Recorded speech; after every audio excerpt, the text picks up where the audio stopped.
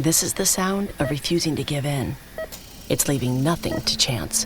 Searching relentlessly for the right, the only treatment option that will keep a heart beating. Fortunately, the Christ Hospital Health Network has groundbreaking treatment options unavailable anywhere else in the country, developed with help from our own physicians. That's what makes us Greater Cincinnati's Heart Hospital and one of the top heart hospitals in the world. The Christ Hospital Health Network, everything it takes. The Pound This Podcast is brought to you by the Christ Hospital Health Network. This is the Pound This Podcast, episode 790, Women's Heart Health and Hispanic Heritage Month with Dr. Quesada. I want to lose weight, but I don't know how to get started. What should I meal prep every week? How do I get those sweet booty gains? Inspiration for your healthy lifestyle. The Pound This Podcast with Amanda Valentine. What up, friends? Going to get into my conversation with Dr. Quesada here in just a few minutes. First, I want to tell you about some other super amazing people. One being Sarah and Team Fit With Me. Actually, Dr. Quesada and Sarah were both at my Pound This party, my live podcast event in my 40th birthday in August. Two absolutely amazing women.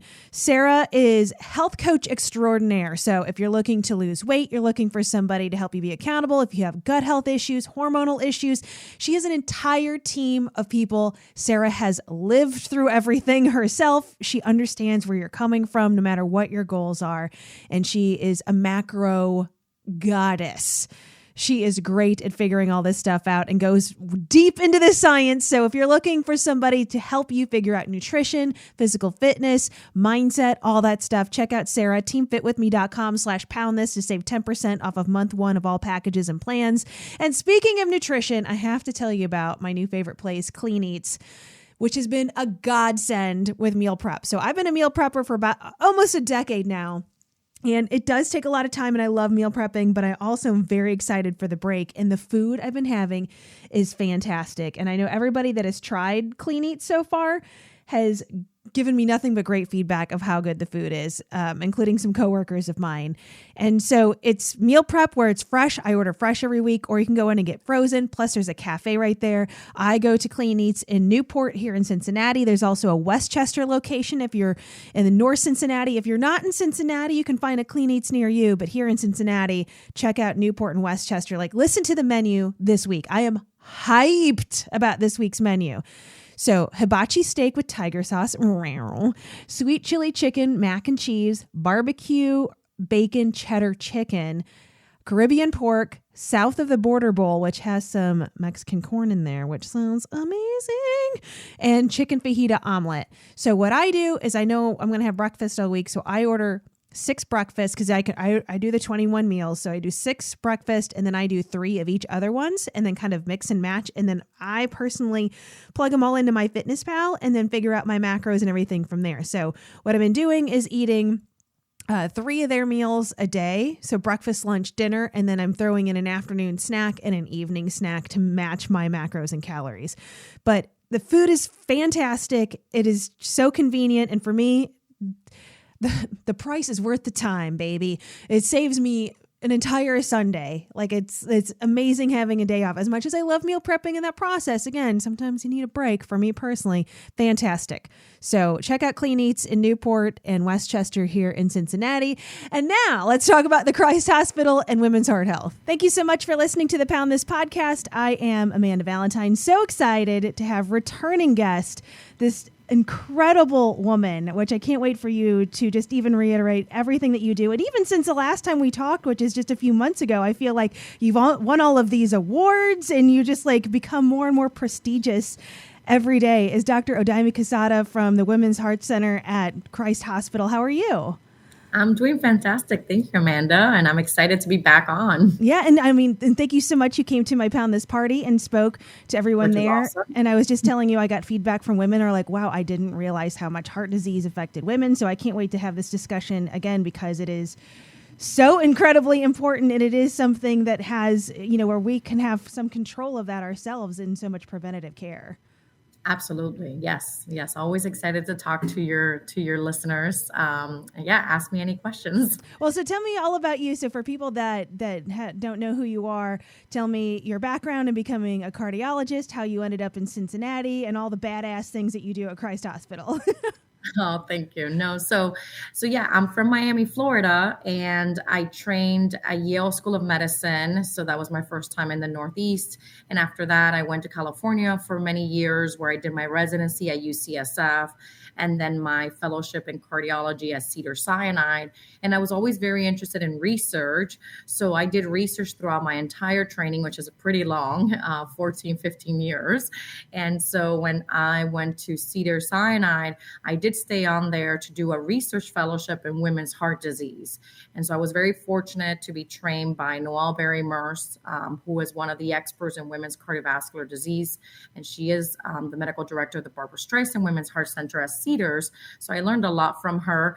And then I was recruited here to Christ Hospital to start the first women's heart center in the tri-state area. And I'm very, very excited to be here.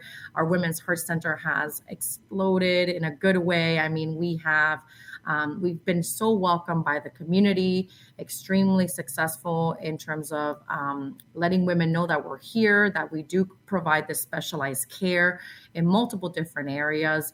And yeah, it's only been positive things. We're growing. We just hired a new cardiologist, Dr. Cananero. And she is a cardiologist in the Women's Heart Center. She's a imager, meaning she specializes in all the types of imaging that we do at Christ Hospital. And so we're very excited that our team keeps expanding, and we're hoping to expand further. So tell me why specifically there needs to be a women's heart center. Like, why do women need to be separate from men when it comes to heart disease? Yeah, the reason we created the center and we feel that is important is because women have different risk factors, and those, we have a prevention program where we really take those into account. The other reason is we know that women have certain cardiac diseases that are more common in them, like small little vessel disease that we call coronary microvascular disease. And we specialize in that because it's more common in women. That's what we do a lot of research in. We also know that unfortunately, women don't often get the same care as men. And so a center like this ensures that we close that gap and that we provide women the care that they need, but that we also move the field forward. Because especially in these diseases that are more common in women, there's a lot more that we need to learn so that we can treat these women appropriately. So what are some of the signs and symptoms that are different for women? Because I think that is just so huge. And that's something I didn't know until I started doing a lot of work with the American Heart Association. And it's like when you think of a heart attack, you think of like, oh, I'm grabbing my chest and your arm goes numb. And it's like, but that's totally different for women. Yeah, you're talking about the Hollywood heart attack presentation, right? Yes. So it doesn't have to be that dramatic. And in fact, in women, they can show up with the classic chest pressure, right over the heart, that can radiate down the left arm or up the jaw with sweating, shortness of breath, nausea. That's a little bit more, again, not Hollywood, but more classic. And they definitely can present that way. But unfortunately, they can also present with other symptoms that may be very subtle, like jaw pain when they exercise, or sometimes that pain in the belly that many say, oh no, it's just reflux, it's just gas. Sometimes it is just reflux of gas, but sometimes it's actually more than that.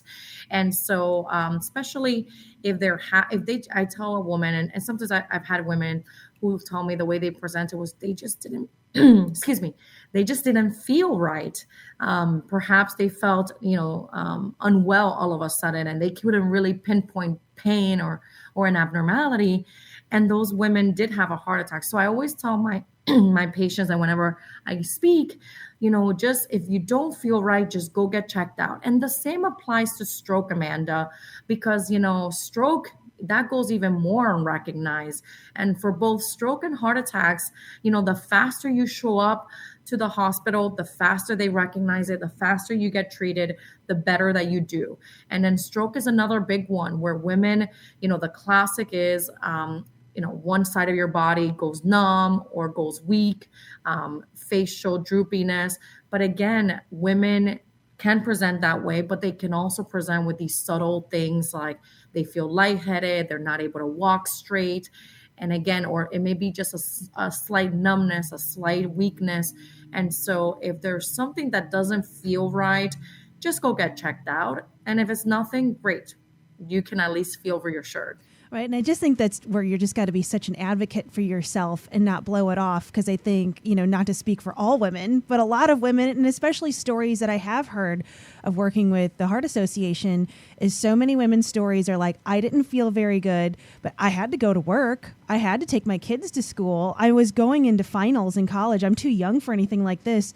And just blowing past your own uneasiness of like putting it in the back shelf that you don't feel good, and then you find out that you're in heart failure and you just didn't take care of yourself. And I just think that, I don't know if that's just a cultural norm or if that's, gender specific or what's going on there, but it seems like we're really good at taking our own pain and I'm just powering through it because I got stuff to get done. Yeah, no, unfortunately, we know women, again, from a lot of stories, that they do not prioritize, how they feel, their health, but they're the ones going many times to the doctors with everybody else, right? The kids, the husband, if something, is going on, or a partner or a sibling. And so, yes, it's important that if you don't feel right, like I tell so many of my patients, you have to take care of yourself to take care of the entire, the rest of the family. If you're not okay, you can't take care of others. Definitely. And I know one of the reasons we're chatting today is for Hispanic Heritage Month. And what does that mean to you? And what does working with that group of women mean? Yeah, so I am Cuban, was actually born in Cuba, raised in Miami. And so for me, Hispanic Latino Heritage Month is an incredible time to celebrate the Latino and Hispanic community and to celebrate all the things that they have done for this country, because we know they've been an integral part of the history of the United States. And there's so much diversity in the Latino community in everything, in our foods, our traditions. And so I really like that we get to celebrate that during this month.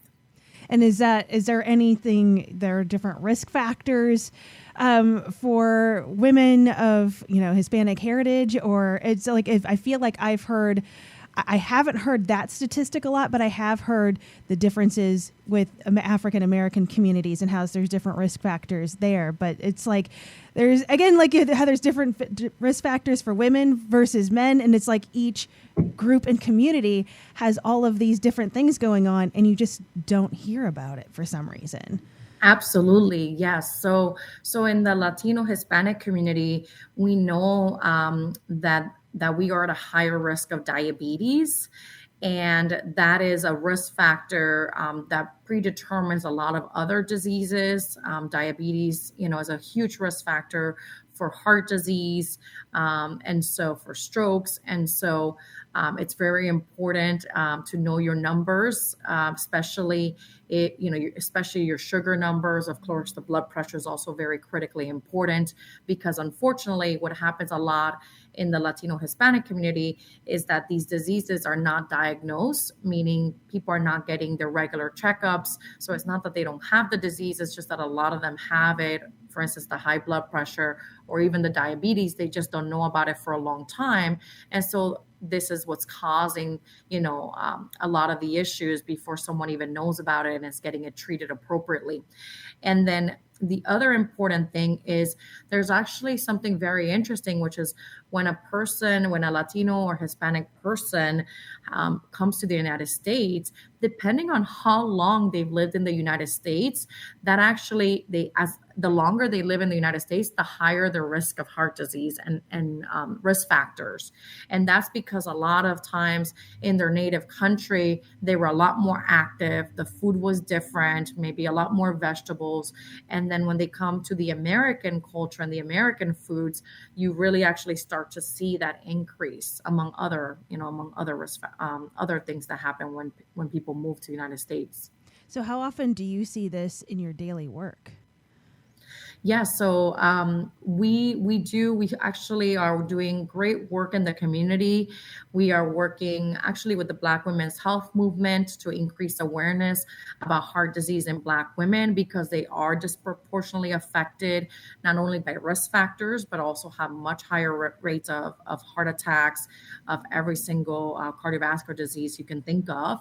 And we're also participating in the Latino community to do the same thing, to raise awareness of heart disease, to raise awareness of the importance of monitoring your numbers, blood pressure, sugar numbers, etc. So it sounds, I mean, it just seems like for all of us, just what you're describing, coming to like the American culture, it is, more inactive. It is more processed foods, and these are large risk factors. So like, and again, this is something we have somewhat control over, depending on your life circumstances. So is it more about the awareness of these are the issues, or is it about how do we like make more of these changes in all of our everyday lives so we are less at risk for heart disease? It should be both. So, what you're bringing up is very important, Amanda. And that is the fact that 80% of cardiovascular disease is preventable. 80%. And what you just said is really how we can prevent it, which is exercise, physical activity. The American Heart Association recommends minimum 30 minutes, 5 days a week of moderate intensity. And the way I tell my patients is if you're going to walk, this is the little shortness of breath walk. This is not the walking leisurely and, chatting. No, you're walking for physical activity. And then diet. Diet is huge. And, the one that we have some data on when it comes to cardiovascular disease prevention is the Mediterranean diet and the DASH diet. So those are the ones that I recommend. But I do emphasize that heavily in my clinics because, yes, if you're there, you're either there for prevention or because you have already cardiovascular disease. And so we're going to give you medications, and we need to do that. We're going to diagnose you, but we're also going to emphasize that your risk will significantly go down, especially in women. So we know from data that actually exercise may be more protective when it comes to cardiovascular disease in women compared to men.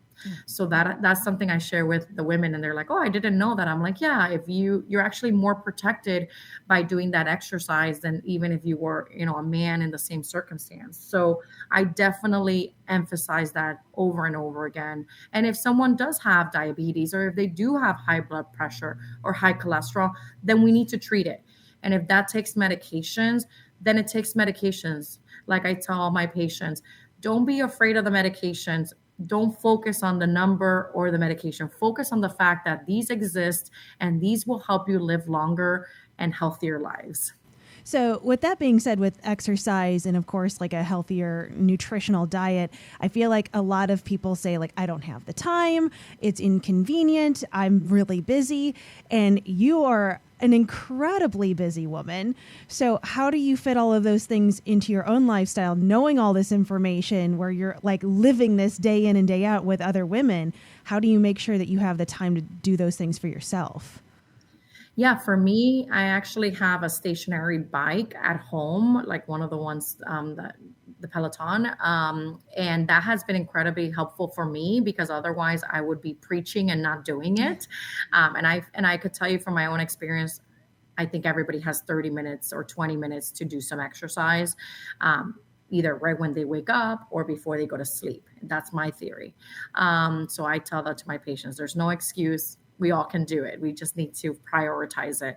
And then when it comes to foods, it really starts for me at the grocery store, Amanda.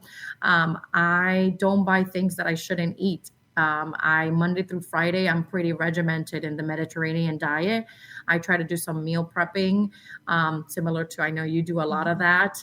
You're like, I've seen your posts. It's amazing. I'm not that skilled, but I do enough of it. And essentially I just buy things. My fridge and my cabins have things that I should be eating, fruits and vegetables.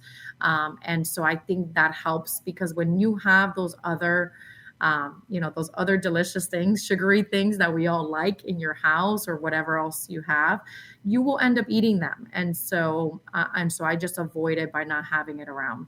Well, and I think that so much we think of, a healthy diet or exercise is so attached to our body size and goes into weight loss and how I look and aesthetics, when it's like, well, I mean, sure, that plays a role in it. But I think that when you think of it from these terms of like, again, it's 80% preventable by moving your body and eating healthy foods, of thinking of it through that lens rather than I need to be smaller or how I look. It's like, how am I doing internally and what is this doing for me? Yeah, so I actually published a study on this in the European Prevention Journal, where we actually looked at women who were obese, fit, overweight, fit, normal weight, fit, and compare them to those same categories, unfit. And what we actually found was that the women that were obese, fit, or overweight, fit actually were protected. So that fitness, even if your BMI is not within normal BMI, we know that exercise is protective. And so I always emphasize that I care more about your exercise for that protection that it will give you, sometimes even more than weight. Of course, there's patients that we work with them for weight loss, because we do know that the closer you are to the BMI that you should be in, the better it is. It can lower blood pressure, it can help with sugar levels, but I really use that data to emphasize to my patients that focus on doing the exercise regardless of your weight. Oh, definitely. So like you bring up that research there, which sounds super interesting. And I know you said that, you kind of began your career with a lot of research. What are you researching now? Yeah, so we have a lot of exciting studies going on at the Lindner Center of Research in collaboration with Women's Heart Center. And one of the ones that we're still recruiting for, and that we would love if anyone is listening and it sounds of interest to them, is we are trying to determine why preeclampsia, which is a disorder of pregnancy, a hypertensive disorder of pregnancy, is associated with higher risk of heart disease later in life. And we're trying to determine if that little vessel disease that I specialize in is part of that process. And so if there are women out there that have had a baby, in the last 2 to 10 years and have had preeclampsia, we would love for you to be part of our study. But also if there are women out there that have had completely normal pregnancies, we really need your help too, because we need normal women to be able to compare them to the women with preeclampsia and really start drawing some conclusions. And so, yeah, we're very excited that we're into our third year of the study. So we're starting the third year now. And we would love anybody that's interested in helping advance the field, because we're recognizing that women have risk factors that are specific to them, particularly related to pregnancy or menopause, that only happens to women. And then we also have other really exciting research related to small vessel disease, which is one of the things that we specialize in, like I was saying earlier.